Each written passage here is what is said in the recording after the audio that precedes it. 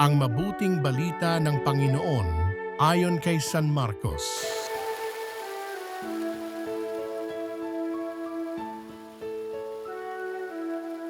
Noong panahong iyon, nag-aayuno ang mga alagad ni Juan Bautista at ang mga Pariseo.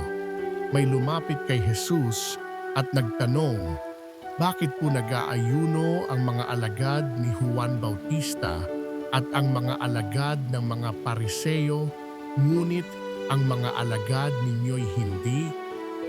Sumagot si Jesus, makapag-aayuno ba ang panauhin sa kasalan samantalang kasama nila ang lalaking ikinasal?